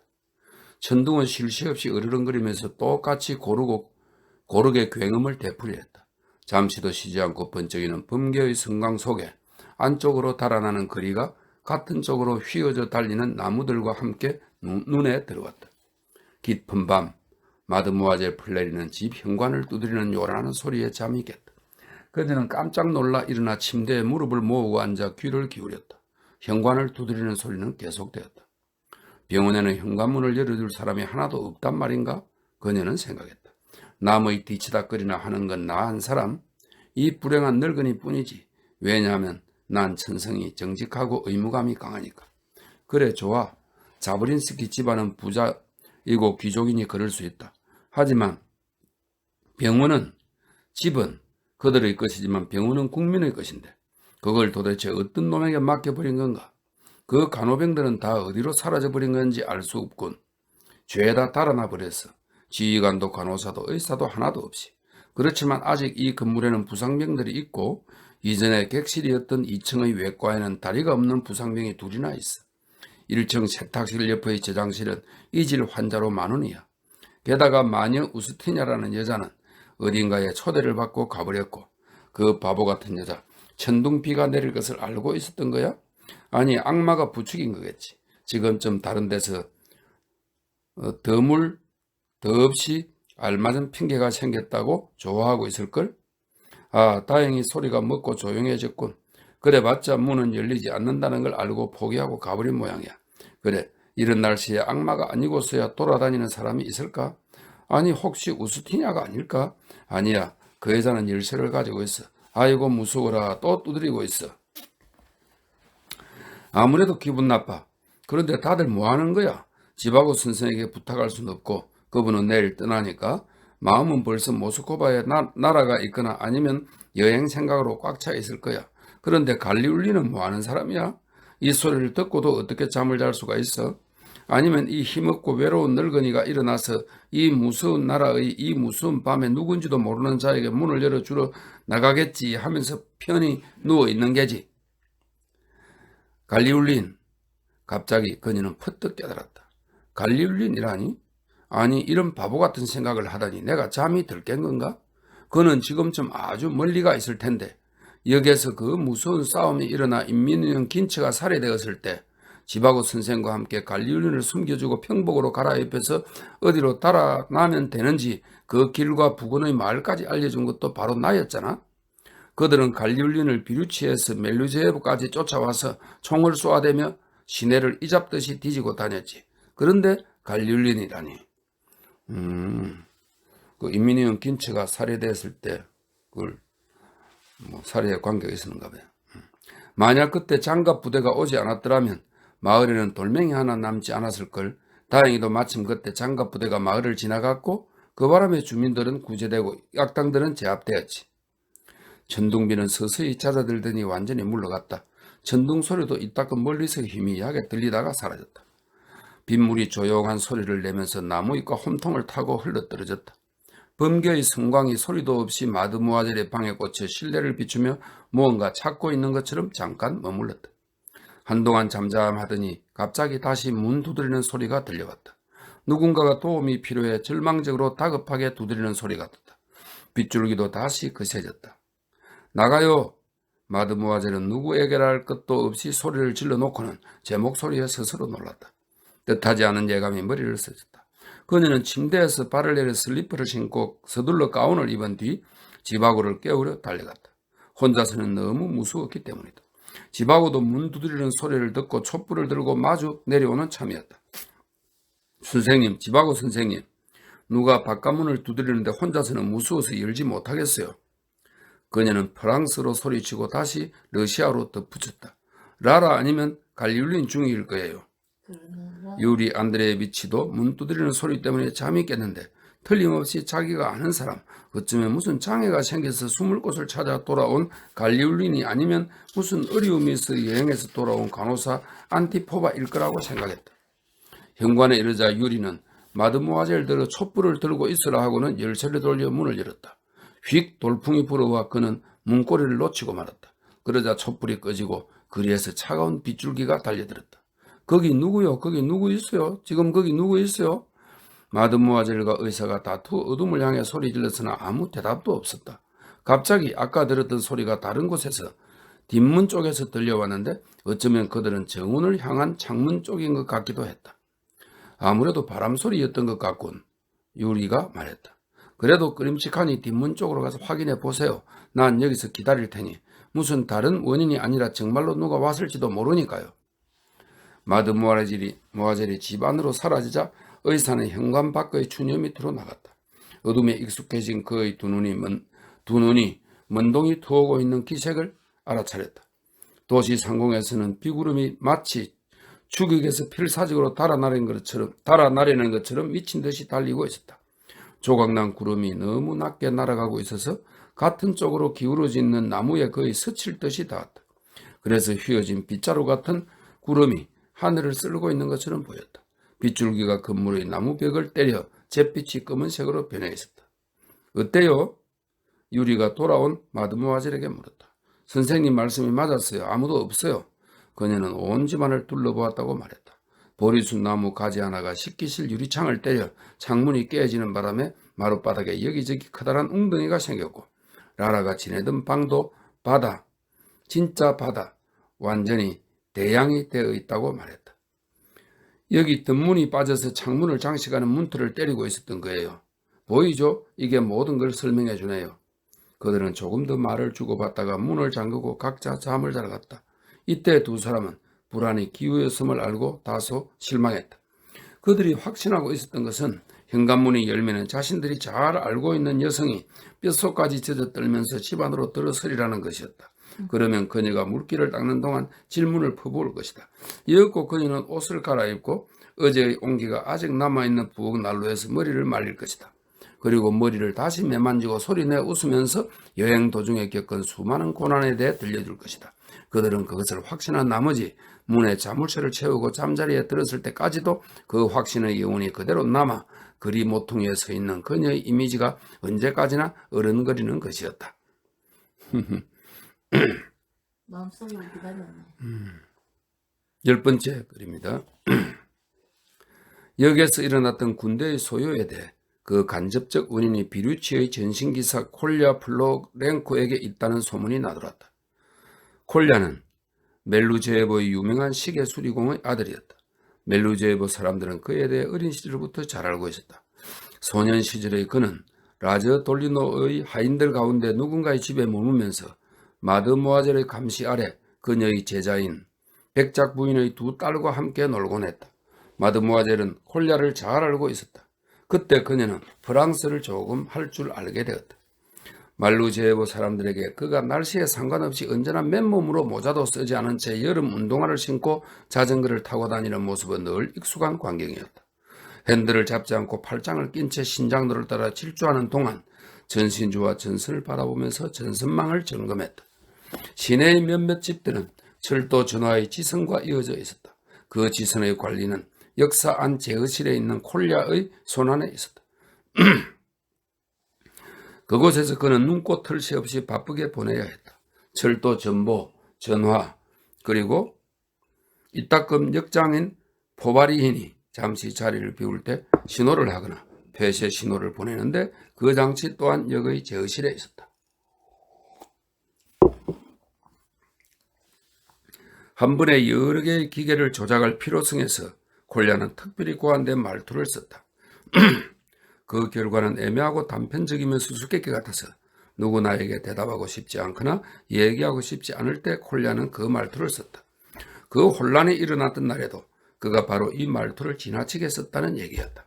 그의 고의적인 침묵 때문에 시내에서 걸어온 갈리 울린의 선한 의도는 모두 허사가 되었고 그 결과 본의 아니게 그 뒤 사건이 돌이킬 수 없는 쪽으로 전개되었다고 할 수 있다. 갈리울리는 전화를 걸어 역사 안이나 근처 어딘가에 있을 인민위원을 관리실에 호출해달라고 부탁했다. 자신이 불체지에 갈 테니 그때까지 아무 행동도 하지 말고 기다려달라는 것이었다. 그런데 콜랴는 지금 비루치로 가고 있는 열차에 보내는 신호 연락 때문에 전화 회선이 꽉 찼다는 구실로 갈리울린의 요청을 거절했다. 게다가 출동 요청을 받은 카자크 기병들을 태우고 비루치로 가는 그 열차를 거짓말을 둘러대며 가까운 대피선에 묶어두고 있었다. 그래도 이 수송열차가 선로에 들어오자 콜랴는 불만을 감출 수가 없었다. 전기기관차가 서서히 플랫폼의 어두운 지붕 밑으로 들어와서 관리실의 커다란 유리창 바로 맞은편에 멈춰섰다. 콜랴는 좌우 가장자리에 철도국의 머리글자를 새겨 넣은 묵직한 감색 커튼을 활짝 열어젖혔다. 돌로 만든 창턱에는 커다란 물병과 아무렇게나 깎은 두꺼운 유리컵이 커다란 쟁반에 놓여 있었다. 콜랴는 컵에 물을 따다 몇 모금 마시고는 창문 밖을 내다보았다. 기관사가 콜랴를 알아보고 운전대에서 그에게 친근하게 인사를 보냈다. 욱 쓰레기 같은 녀석, 저 노린재 같은 놈이. 콜랴는 정오심과 함께 그렇게 생각하면서 기관사에게 혀를 쏙 내밀고는 주먹으로 위협하는 신용을 했다. 기관사는 콜랴의 몸짓을 알아챘을 뿐만 아니라 그럼 어쩌란 말이야. 당신이 해봐. 당신 마음대로 하고 대답하듯 어깨를 으쓱하고는 열차 뒤로 고개를 돌렸다. 멋대로 해라 이 더러운 악당놈아. 콜랴가 표정으로 대꾸했다. 사랑해서 말들이 끌려 나왔다. 말은 다리를 뻗대며 움직이려고 하지 않았다. 차량 출구의 늘반지 계단을 지날 때의 둔중한 말박두 소리가 플랫폼에 돌을 디딜 때 편자에서 나는 쇳소리로 바뀌었다. 뒷발로 일어선 말들이 여러 개의 레일을 가로질러 끌려갔다. 두 줄로 늘어선 폐차량이 잡초가 무성한 두 줄의 녹슨 철로를 가로막고 있었다. 망가진 가축 운반 차량은 빗물에 페인트가 벗겨지고 부서진 나무들이 구더기와 습기 때문에 썩어서 본디 그것이 있었던 축축한 숲의 상태로 돌아가 있었다. 차량 맞은편에서 시작되는 숲에서는 자작나무를 좀 먹는 말굽버섯이 자라고 있고 숲 위에는 구름대가 뒤섞여 있었다.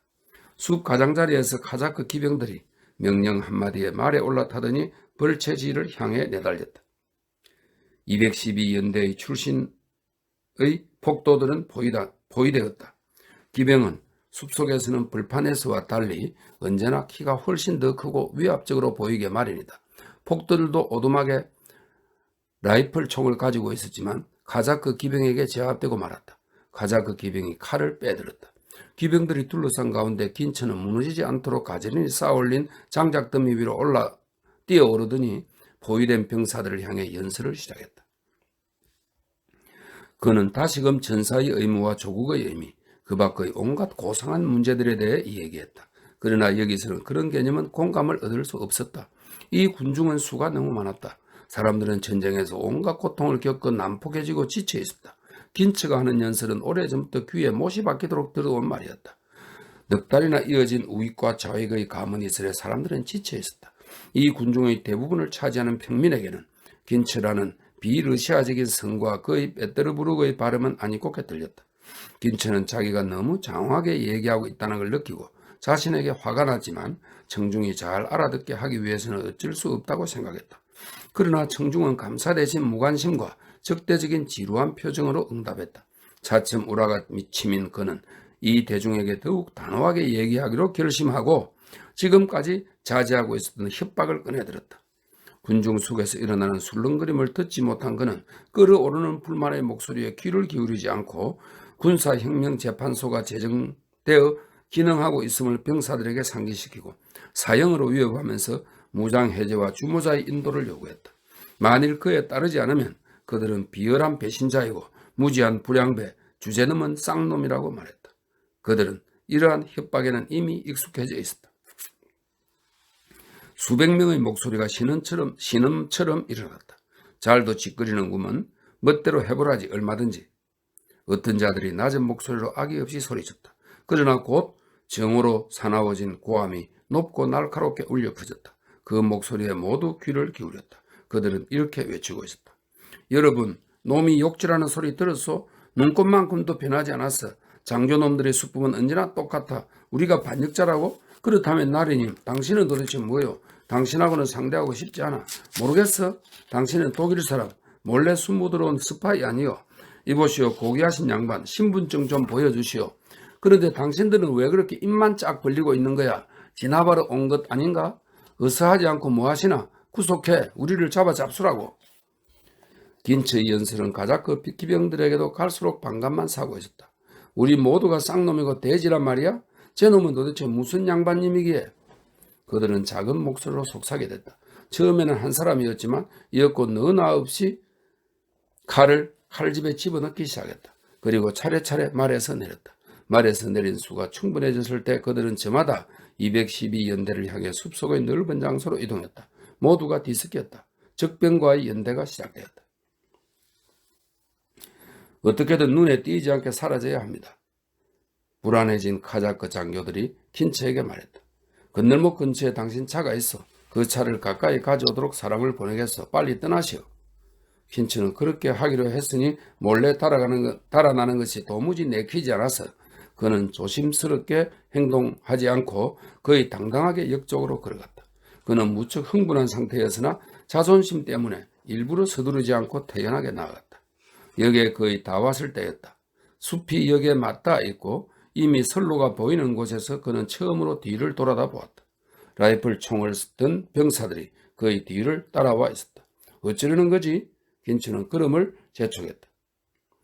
뒤를 쫓아오는 자들도 똑같이 걸음이 빨라졌다. 그와 뒤쫓는 자들 사이의 간격은 똑같이 유지되었다. 앞쪽에 망가진 폐차량으로 이루어진 두 줄의 벽이 나타났다. 그 차량들 뒤로 돌아간 긴처는 냅다 달리기 시작했다.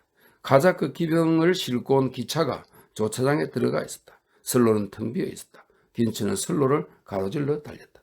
그가 껑충 뛰어 플랫폼에 올라선 바로 그때 망가진 폐차장 뒤에서 그를 쫓아온 병사들이 달려나왔다. 포바리인과 콜야가 긴처에게 뭐라고 외치면서 안에서는 구해줄 수 있으니 역사 안으로 들어오라고 손짓했다. 그러나 또다시 몇 세대에 걸쳐 배양된 도시적이고 자기 희생적이지만 여기서는 아무짝에도 쓸모없는 명예심이 살아남을 수 있는 길을 막아버렸다. 그는 초인적인 의지력으로 마구 방망이질하는 가슴의 동료를 깔아앉히려 애썼다. 형제들, 미망에서 깨어나시오. 내가 어째서 스파이란 말이오. 그들에게 그렇게 소리쳐야 한다고 생각했다. 그들을 진정시키고 깨어나게 할 수 있는 감동적인 말이 있을 텐데 그는 지난 몇 달 동안의 영웅적인 행위와 영혼의 외침의 감각이 무의식적으로 늘반지 위나 연단, 의자 위와 결부되어 있었기에 그런 것이 올라가기만 하면 군중을 향해 호소력을 발휘 효과적인 연설을 할 수 있었다. 역사잎에 매달려 있는 종 밑에 높은 소화용 물통이 있었다. 그것은 뚜껑이 꼭 닫혀 있었다. 긴치는 그 위에 뛰어올라 다가오는 자들을 향해 마음을 사로잡는 초인적이고 지리밀렬한 대사를 늘어놓았다. 열려있는 역사문까지 겨우 몇 걸음밖에 남지 않아서 쉽사리 그곳으로 달아날 수 있는데도 너무나 대담하게 나오는 그의 행동에 병사들은 아연실색해 그 자리에 못 박힌 듯 섰다. 그러나 긴치는 통이 뚜껑의 가장자리에 서 있었다. 그의 무게로 한쪽 발이 물속에 빠지고 다른 한쪽은 통 테두리에 걸렸다. 그는 물통 가장자리에 사타구니가 걸쳐진 모습이었다. 병사들은 그 망치간 꼴에 웃음을 터뜨렸다. 맨 앞에 있던 누군가가 이 불운한 긴처의 목에 총을 한 방 쏘아 적사시켰고 다른 자들이 달려들어 죽은 그를 총검으로 마구 찔러댔다.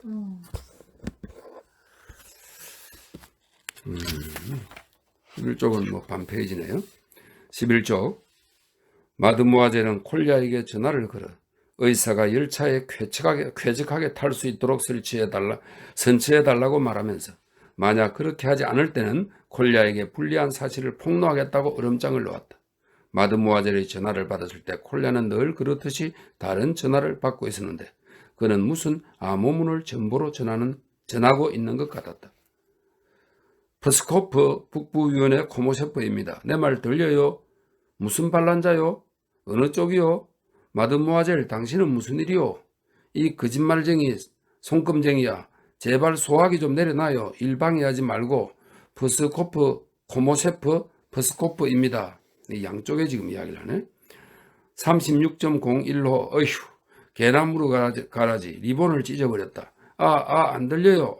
또 당신이요 마드모아젤. 내 당신에게 러시아어로 얘기했죠. 안 돼요. 안 돼. 포바리인에게 부탁해 보시오. 이 거짓말쟁이 손급쟁이야. 35 젠장 마드모아젤 제발 방해하지 말아요. 그러나 마드모아젤은 아랑곳하지 않고 이렇게 말했다. 이쪽은 손금쟁이 프스코프 당신 날 속이려 들면 안 돼. 난 깨끗한 물속을 보듯 당신 마음 깨뚫어 본다고. 내일은 틀림없이 의사를 열차에 태워줘야 해. 그렇게만 해준다면 더 이상 사람을 죽인 가리오스 유다처럼 굴지 않을게. 이 꼬마 유대인 반역자. 12번째 글입니다. 유리 안드레비치가 떠나던 날은 몹시 무더웠다. 그저께처럼 다시 천둥비가 몰려올 것 같았다. 진흙으로 지은 오두막과 해바라기 씨앗이 흩어져 있는 역 주변 마을의 거위들이 천둥치는 시커먼 하늘에 하얗게 질려 있는 것처럼 보였다. 역 건물과 인접해 있는 넓은 들판이 양쪽으로 멀리 뻗어 있었다. 들판의 푸른 저마다 다양한 방법으로 가는 열차를 몇 줄씩 기다리고 있는 엄청난 수의 사람들로 뒤덮여 마구 짓밟혀 있었다. 그 사람들 사이를 잿빛 모직 외투를 입은 노인들이 소문이나 정보를 얻어듣기 위해 따가운 햇살은 아랑곳하지 않고 돌아다녔다. 14살쯤 된 미성년자들은 가축을 지킬 때처럼 잎을 흩어낸 가느다란 나뭇가지를 한 손에 들고 한쪽 팔꿈치를 짚은 채 아무 말 없이 옆으로 누워 있었다. 그 발밑에서는 속옷만 입은 그들의 동생들이 장밋빛 등을 드러내고 놀고 있었다. 그들의 어머니들은 아무렇게나 입은 모직 코트 속에 초췌한 젖먹이를 안고 다리를 쭉 뻗어 땅바닥에 퍼질러 앉아 있었다. 사격이 시작되자 사람들이 양떼처럼 사방으로 흩어졌지요. 기분이 정말 더럽더군요. 포바리인 역장이 반감을 담아 말한 뒤 역사 문 앞과 대합실 바닥에서 혼숙하고 있는 사람들 사이를 지그재그로 헤치면서 의사를 안내했다. 갑자기 잔디밭이 텅 비었죠. 흙의 감촉을 다시금 느끼게 되었어요. 기뻤습니다. 넉 달 동안이나 이런 난민들 때문에 흙 구경을 못해 잊고 있었거든요. 보세요. 여기서 쓰러졌습니다. 놀라운 사건이었어요. 저는 이 전쟁 동안 온갖 무서운 일을 겪었지만 그래도 익숙해지지가 않는군요. 커다란 슬픔이 이곳을 덮쳤어요. 도대체 무엇 때문에? 그 사람이 그들에게 무슨 잘못을 했다고 그러는지 참 그건 사람이 할 짓이 아닙니다요. 듣기로는 그 사람은 집안의 자랑이었다고 하더군요. 예, 이번에는 오른쪽으로. 예, 맞아요. 이쪽으로. 네, 사무실로 갑시다. 이번 열차는 타실 생각 마십시오. 죽을 만큼 복잡하니까요. 선생님을 위해 다른 근거리 열차를 마련하겠습니다. 우리가 직접 편성하는데 곧 시작할 겁니다. 다만 올라타기 전까지는 절대로 누구에게도 말해서는 안 됩니다. 사람들 귀에 들어가면 차량을 연결하기도 전에 그들이 벌떼처럼 몰려올 겁니다. 오늘 밤에 스위니치에서 열차를 갈아타십시오. 예. 근데 뭐 그리 유명하나? 사람 의사를 그래 뭐 이제 가까이 있으니까 뭐 조그마한 한 칸 내주겠지. 자, 13번째 글입니다. 비밀리에 편성된 열차가 차고 뒤쪽에서 역쪽으로 후진해 오기 시작하자 들판에 있던 사람들이 곧장 천천히 뒤로 선로에 들어서는 열차를 향해 세차게 달려들었다. 사람들은 곳곳의 언덕에서 완두콩처럼 구르다시피 내려와서 길의 흙무덤으로 뛰어 올라갔다. 완두콩처럼 서로 밀치락달치락 하면서 어떤 자들은 차량 사이의 완충기와 발판에 뛰어오르는가 하면 또 어떤 자들은 차량의 창문과 지붕 위로 기어올랐다. 서기도 전인 눈 깜짝할 사이에 통조림처럼 꽉 찬 열차가 플랫폼에 들었을 때는 꼭대기에서 맨 아래까지 승객들이 빈틈없이 매달려 있었다. 의사는 거의 기적적으로 승강구에 올라선 뒤 뭐라 설명할 수 없는 방법으로 어쨌든 차량의 통로까지 들어갈 수 있었다. 그는 여행하는 동안 내내 그 통로 바닥에 내려놓은 자신의 짐짝 위에 걸터앉아 스위니치까지 갔다. 시커먼 구름도 벌써 흩어지고 없었다. 따가운 햇살에 댄 들판 끝에서 끝까지 거칠 새 없이 우르대는 귀뚜라미 소리가 열차 소리마저 뒤덮어 버렸다. 창가에 서 있는 승객들이 다른 사람들에게 가는 빛을 가리고 있었다. 그 때문에 바닥과 벤치와 칸막이 위로 두세 배나 되는 기다란 그림자가 떨어져 있었다. 착한 속의 그 그림자는 내내 줄어들지 않고 반대쪽 창문으로 쫓겨나가 질주하고 있는 열차 전체의 그림자가 합쳐져서 노반의 비탈면 위를 함께 달려갔다. 주위에 있는 사람들은 시끄럽게 떠들거나 큰 소리로 노래를 부르고 서로 욕지거리를 퍼부으면서도 카드놀이를 하고 있었다. 여기에 닿을 때마다 열차 밖에서 나는 함성과 안에서 떠드는 목소리가 한데 뒤섞였다. 사람들이 와글거리는 소리가 귀청을 찢는 해명처럼 울려 퍼졌다. 그리고 바다에서 마찬가지로 열차가 서 있는 동안 갑자기 형언할 수 없는 적막이 찾아왔다. 열차 전체를 따라가는 빠른 발걸음, 화물 차량 옆의 분주한 움직임과 옥신각신, 멀리서 전송하는 사람들이 저마다 던지는 말소리, 암탉이 조용히 꼬고댁거리는 소리, 역사 마당의 나무들이 술렁거리는 소리 등이 들려왔다. 그런 가운데 마치 여행길에 타전된 전보나 멜류제예보에서 보내는 인사처럼 율리 안드레비치에게 보내온 듯한 친숙함의 그득한 향기가 차창 밖에서 흘러들어왔다. 그것은 어딘가 옆쪽에서 자랑스럽게 자신을 과시하면서 들꽃이나 화단의 꽃보다 높은 곳에서 풍겨왔다. 의사는 사람들 때문에 창가에 다가갈 수가 없었다. 그러나 그는 보지 않고도 그 나무들을 상상 속에 보고 있었다. 그것은 틀림없이 바로 가까이에 서서 그 커다란 가지를 펼쳐 차량 지붕으로 뻗고 있으리라. 철도의 혼잡 때문에 먼지를 잔뜩 뒤집어 쓴 밤처럼 어둡고 무성한 잎사귀 위에는 이 낯빛의 작은 별처럼 반짝거리는 꽃들이 자잘하게 흩뿌려져 있었다. 그것은 기차를 타고 가는 동안 내내 되풀이 되었다. 어디에나 군중의 소음이 들려오고 어디에나 보리수 나무가 꽃을 피우고 있었다. 마치 북쪽을 향해 달리는 열차를 따라가고 있는 것처럼 가는 곳마다 감돌고 있는 그 향기는 모든 대피성과 초소, 간이석을 넘어서 난무하는 소문 같았고 승객들은 그 소문을 가는 곳마다 퍼뜨리며 확산시키고 있었다. 14번째, 밤에 수이니치에 도착하자 옛날 사람처럼 친절한 짐꾼이 의사를 안내했다. 짐꾼은 함께 불빛이 없는 노선을 따라 걸어간 뒤 이제 막 들어온 열차 시간표에도 나와 있지 않은 임시 열차 2등칸 뒤쪽에 그를 태워주었다. 짐꾼이 곁새로 뒷문을 열고 승강구에 의사의 짐을 올리자 곧바로 두 사람을 하차시키려고 하는 차장과 짧은 실랑이가 벌어졌다. 그러나 유리 안드레예비치가 사정하자 난처해하던 차장은 결국 어디론가 사라지고 말았다. 이 비밀 열차는 특별히 임무를 띠고 있어서 빠른 속도로 달리다가 잠깐씩 멈추며 군인들이 경비를 서고 있었다. 객실은 텅 비어 있었다. 지바고가 들어간 객실에는 작은 탁자 위에서 촛농을 떨어뜨리며 촛불이 밝게 타오르고 있었다. 그 불꽃이 열어둔 창문에서 들어오는 바람 때문에 일렁거렸다. 촛불은 이 객실의 단 한 사람뿐인 승객의 것이었다. 그는 금발의 젊은이로 그 긴 팔다리로 보아 키가 무척 큰 사람임을 이미 틀림없었다. 그의 팔다리는 마치 잘못 붙어 있기라도 한 것처럼 꼬여 있었다.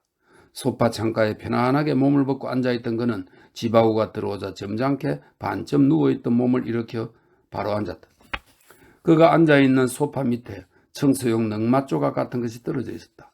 갑자기 그 넝마조각 끄트머리가 움직이더니 소파 밑에서 귀가 축 늘어진 포인트 한 마리가 기어나왔다.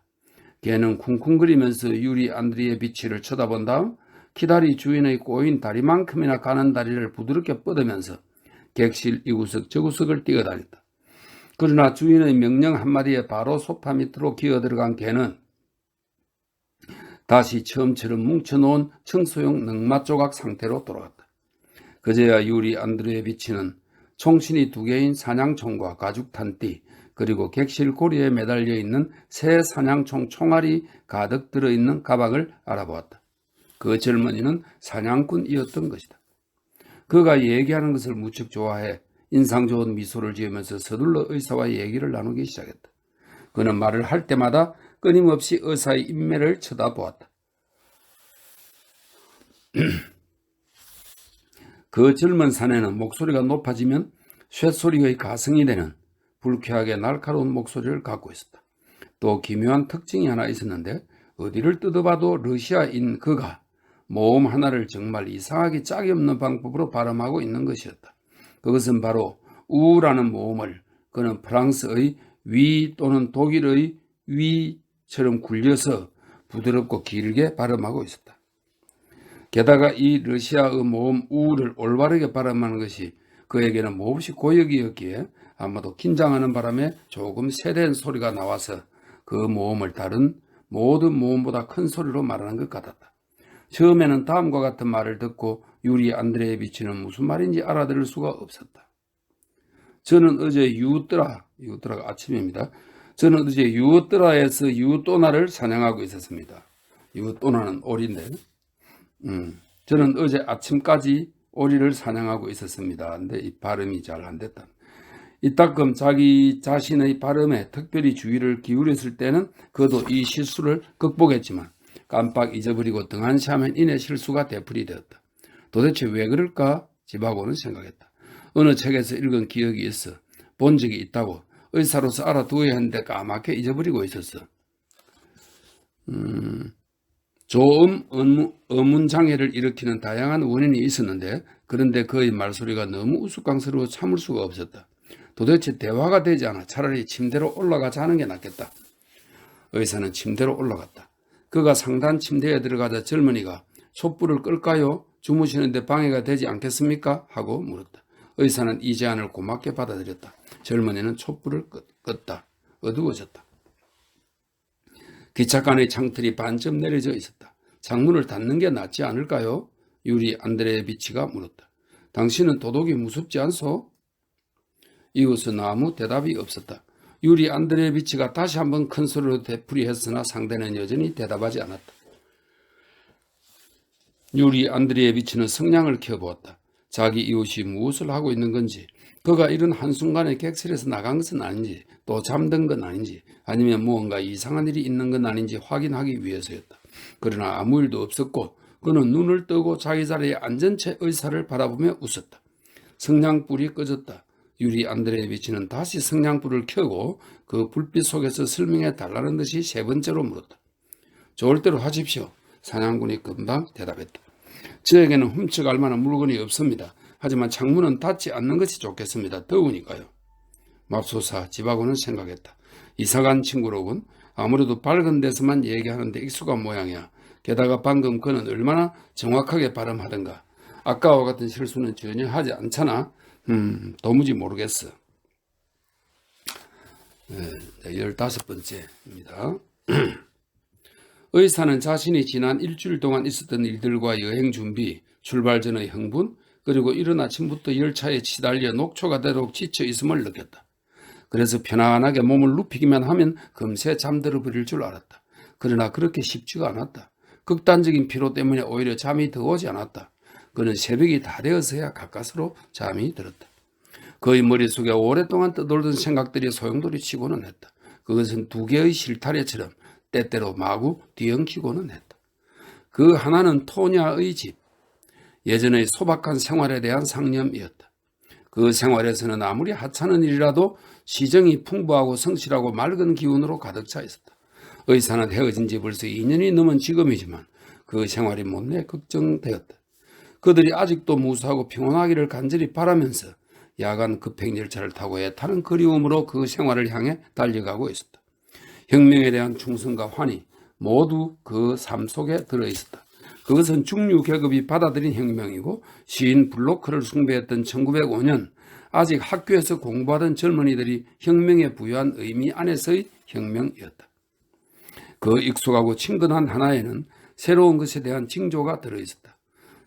전쟁 전인 1912년과 14년 사이에 러시아의 사상, 러시아의 예술, 러시아의 운명, 러시아의 전체의 운명, 그리고 집하고 자신의 운명에 대해 그 지평선상에 나타났던 미래에 대한 약속과 전조였다. 전쟁이 끝난 뒤에는 그것을 더욱 혁신하고 계속하기 위해 긴 외출에서 집으로 돌아가듯이 그 조류를 향해 돌아가려 하고 있었다. 또 다른 새로운 것은 사색이었다. 그것은 무척이나 새로운 것이었다. 낡은 것에 의해 준비된 그것은 그에게 익숙한 것이 아니었다. 현실이 명령한 의지와 상관없이 절대로 침범할 수 없는 그것은 충격과도 같이 갑작스럽고 새로웠다. 그것은 바로 전쟁이었다. 전쟁의 유일과 참회, 전쟁의 유민화와 황폐화였다. 그 새로움은 전쟁 속에서 삶의 시련을 겪으며 맛볼 수 있었다. 전쟁이 데려다준 변방의 땅에서 전쟁이 만난 사람들을 통해 얻게 되었다. 혁명 또한 그 새로운 것에 속했다. 그러나 그것은 1905년 전야의 대학풍으로 이성화된 혁명이 아니라 지금 현재의 전쟁에서 태어난 피투성이가 된 무엇과도 견질 수 없는 병사의 혁명이며 그 불가항력을 너무나 잘 알고 있는 볼셰비키가 조종하는 것이었다. 전쟁에 의해 어딘지도 모르는 곳으로 내던져진 간호사 안티포바도 그 새로운 것에 속했다. 유리에게 그녀의 인생은 완전히 베일에 가려 있었다. 그녀는 무슨 일이든 누구를 비난하거나 신세를 한탄하지도 않았으며 신비로울 만큼 말수가 적고 게다가 그 침묵에 의해 무척 강해지는 사람이었다. 그는 온 힘을 다해 그녀를 사랑하지 않겠다고 노력했는데 그것은 바로 그가 평생토록 가족과 이웃에 대해서는 말할 것도 없고 모든 사람을 사랑으로 대하려고 한 것과 같은 노력이었다. 열차는 전 속력으로 달려갔다. 열린 창문을 통해 바람이 들어와 유리 안드레예비치의 머리를 흔들어 놓고 먼지 투성이로 만들었다. 밤의 정거장에서는 낮과 똑같은 일이 일어나 군중은 날뛰고 유자나무는 쏴 소리를 내며 이파리를 흔들었다. 이따금 밤의 깊은 어둠 속에서 마차들이 역을 향해 들컹거리며 달려갔다. 사람의 목소리와 바퀴의 굉음이 수풀의 술렁거림과 한데 뒤엉켰다. 그런 순간이면 무엇이 수풀을 술렁거리게 하고 무엇이 그러한 밤의 그림자들을 서로 가까이 다가가게 했는지, 졸고 있는 듯한 우거진 나무 잎들이 알아들을 수 없는 말로 무엇을 속삭이는지 이해할 수 있을 것 같았다. 유리 안드레예비치는 2층 간이 침대에서 몸을 뒤척이며 생각했다. 갈수록 흥분되어가는 러시아에 대한 소식, 혁명에 대한 소식, 혁명이 맞서고 있는 운명이라는 과제에 대한 소식, 혁명의 궁극적이고 최종적인 거대함에 대한 소식이었다. 16번째, 이튿날 유리는 늦지막하게 일어났다. 11시가 넘어 있었다. 마르키스 공작, 마르키스. 옆자리 성객은 말을 듣지 않는 애견을 작은 소리로 달랬다. 유리 안드레예비치는 객차 안에는 여전히 이 사냥꾼과 단 둘뿐이고 기차에는 더 이상 아무도 태우지 않았다는 사실에 새삼 놀라움을 느꼈다. 역을 지나칠 때마다 눈에 들어온 혁명은 어린 시절부터 알고 있는 이름들이었다. 열차는 칼루가 주를 지나 모스크바주 깊숙이 들어가고 있었다. 의사가 전쟁 전에 설비된 열차 화장실에 가서 볼일을 본 뒤 객실로 돌아가자 그의 흥미로운 동승객이 아침 식사를 준비해 주었다. 이제 유리 안드레예비치는 느긋하게 그를 관찰할 수 있었다. 매우 말이 많은 것과 몸을 자주 움직이는 것이 그 인물의 두드러진 특징이었다. 아무튼 이야기하는 것을 좋아하는 이 정체불명의 인물에게 중요한 것은 대화가 아니라 소리내어 말하는 것, 즉 목소리를 내는 거였다. 이야기를 하면서 그는 스프링이 튀어오르듯이 소파에서 뛰어오르고 까닭도 없이 큰 소리로 웃고 스스로 만족하면서 재빨리 손을 비비곤 했는데, 그래도 아직 자신의 기쁨을 다 표현하지 못했다고 느끼면 눈물이 날 만큼 웃으면서 두 손으로 무릎을 때렸다. 또다시 간밤에 했던 것과 똑같은 기묘한 대화가 되풀이되었다. 이 낯선 인물은 놀랄 만큼 일관성이 없었다. 그는 때로는 묻지도 않았는데 자신에 대해 진지하게 고백하는가 하면 때로는 아무런 반응도 없이 하찮은 질문에는 대답도 하지 않았다. 그는 자신에 대한 환상적이고 모순된 정보를 어수선하게 마구 쏟아놓았는데 아마도 실제 이상으로 과장하고 있는 것처럼 보였다. 명백하게 자신의 과격한 견해로 보편적으로 인정되는 모든 생각을 부정함으로써 효과를 얻으려 하는 것 같았다. 그것은 그가 알고 있는 무언가를 생각나게 했다. 과거의 허무주의자들이 그러한 급진주의 정신을 이야기했고 그 뒤에는 도스토예프스키의 몇몇 주인공들이 그랬다. 그리고 바로 최근의 일이지만 그들의 직계들이 그것을 물려받았다. 즉 교양 있는 러시아 시골 계급이 하나같이 그랬던 것이다. 왜냐하면 두 수도에서 더 이상 인기를 얻지 못하고 사장된 사상이 변방에서 계속 보존되고 있었기에 수도를 앞서가는 현상이었다.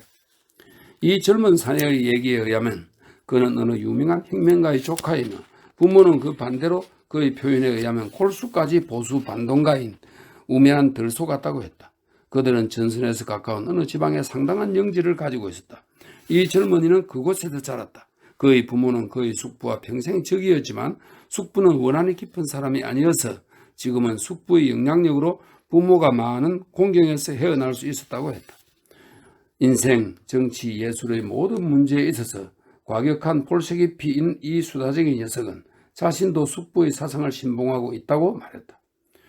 사이비 좌익이라는 의미가 아니라 피폐하고 공허한 미사여구라는 의미에서 또다시 악령의 페체니카 베르호벤스키를 연상시켰다. 다음에는 자기를 미래파라고 소개하겠지. 유리 안드레예비치가 그렇게 생각하고 있는데 아니나 다를까 화제 또한 미래파로 옮겨갔다. 다음에는 스포츠 이야기를 시작할 거고 의사는 잇따라 앞질러 생각했다. 경마 아니면 스케이트 링크 또는 프랑스 격투기. 그러자 정말 사냥 이야기를 꺼내는 것이었다. 그는 고향에서 사냥을 했었다고 말하고 자신은 뛰어난 사격수이며 만약 병사가 되는데 결격사유가 된 신체적 결함만 없었더라면 전쟁터에서 명저격수로서 빼어난 활약을 했을 거라고 자랑했다. 집하고의 묻는 듯한 시선을 보고 그는 흥분해 소리쳤다. 설마요? 정말 눈치채지 못하였습니까? 제 결함을 이미 알아차렸을 줄 알았는데요. 그는 주머니에서 카드를 2장 꺼내 유리 안드레예비치에게 내밀었다. 한 장은 명함이었다. 그에게는 2개의 성이 있었다. 그의 이름은 막심 아리스타르 호비치 클린초프 조고렙시어라는 것이었다. 아따 참 이름 깝깝하네.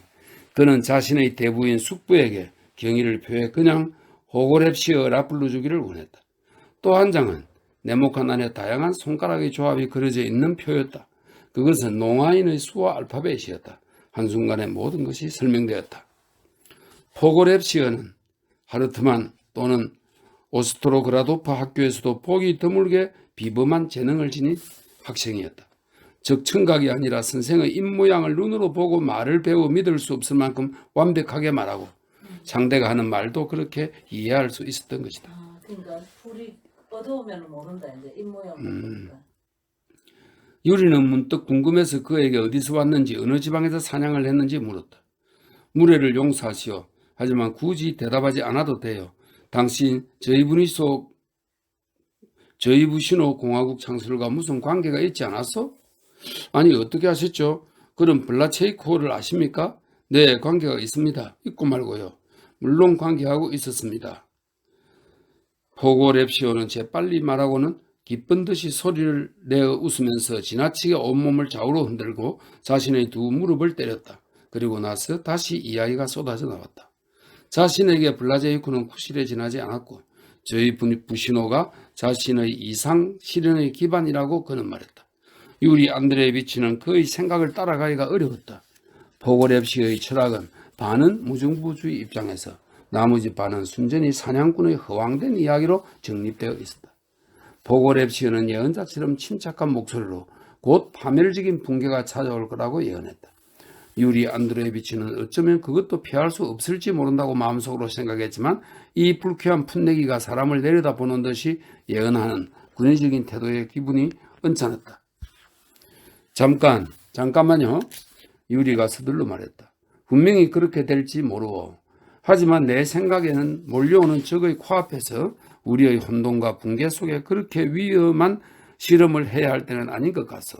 나라를 바로잡고 또 하나의 대격변을 향해 돌진하기 전에 지금의 대격변에서 나라를 진정시켜야 합니다. 아무리 보잘것없어도 무언가 평화와 질서를 기다려야 해요. 참 순진하시군요. 포고랩시어가 말했다. 선생이 붕괴라고 부른 것은 선생이 그토록 찬양하고 편애하시는 질서 같은 일반적인 현상에 지나지 않습니다. 이 붕괴는 더욱 광대하고 창조적인 계획의 합법적이고 예비적인 일부입니다. 지금의 사회 붕괴로는 아직 충분하지 않습니다. 철저하게 파괴되어야 해요. 그래야만 진정한 혁명 권력이 완전히 다른 기반 위에서 사회를 조금씩 구축해 나갈 것입니다. 기분이 거북해진 유리 안드레예비치는 통로로 나갔다. 열차는 속도를 높여 모스크바 교회를 질주했다. 한순간마다 교회 별장이 밀집해 있는 자작나무 숲이 차창으로 달려왔다가 스치곤 지나갔다. 별장 사람들이 서 있는 작은 지붕이 덮인 좁은 플랫폼이 나타났다가 열차가 뿜어내는 자욱한 먼지 구름에 쌓여 달아나면서 회전목마처럼 빙글빙글 돌았다. 열차는 쉴 새 없이 기적을 울리며 달렸는데 그 소리가 숲을 가득 메웠다가 길고 공허한 미아리가 되어 돌아왔다. 문득 지난 며칠 사이 처음으로 유리 안드레예비치는 지금 자신이 어디에 있는 건지, 자신에게 무슨 일이 일어난 건지, 한두 시간 뒤에 무엇이 자신을 맞을 것인지 명확하게 이해했다. 3년 동안의 변화, 미지의 경험, 이동, 전쟁터에서의 죽음의 광경, 전쟁, 혁명, 대변동, 무너진 자리, 파괴의 흔적, 화재, 이 모든 것이 갑자기 알매기를 잃어버린 거대하고 공허한 장소로 변했다. 아직 이 세상에 무사히 살아남아서 돌멩이 하나까지 그리운 집을 향해 열차를 타고 현기증이 나는 느낌으로 달려가고 있는 것이야말로 기나긴 중단 뒤에 일어난 최초의 진정한 시간이었다. 그것이 바로 인생이고 그것이 바로 살아남아 돌아온 경험이었다. 그것이 바로 탐험자가 쫓고 있었던 것이요, 그것이 바로 예술의 추구였다. 사랑하는 사람들 곁으로 돌아가는 것, 자기 자신의 회귀, 삶의 회복이었다. 자작나무 숲이 끝났다. 열차는 좁은 나무 그늘에서 널찍한 공간으로 빠져나갔다. 완만한 불판은 골짜기를 올라가면서 넓은 언덕이 되어 먼 곳으로 사라졌다. 땅 전체는 세로줄이 짚푸른 감자 일황으로 덮여 있었다. 그 언덕 꼭대기, 감자밭이 끝나는 곳에 온실에서 빠져나온 유리창이 땅에 떨어져 있었다. 언덕 맞은편, 질주하는 열차 꼬리 뒤로는 어두운 라일락빛의 거대한 비구름이 하늘에 온통 드리워져 있었다. 그 비구름 속에 새어나온 햇살이 사방에 빛의 바퀴를 굴리다가 온실 유리창에 다 눈부시게 빛났다. 갑자기 그 비구름을 뚫고 햇빛에 반짝이는 굵은 여우비가 비스름하게 내리치기 시작했다. 빗방울은 바퀴를 들컹거리며 전 속력으로 달리는 열차에 뒤치지기라도 할까 두려운 듯 성급하게 쏟아졌다.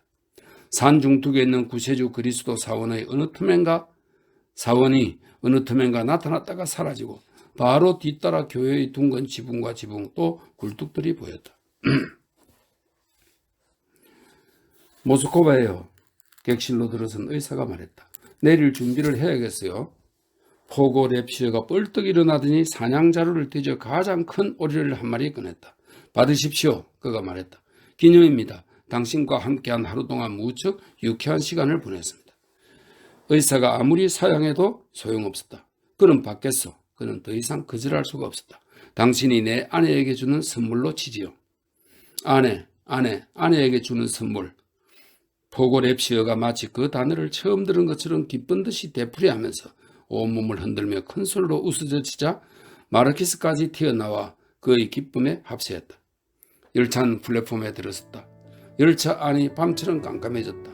포고 랩시어는 무언가 인쇄된 종이에 덜 오리를 싸서 의사에게 건넸다.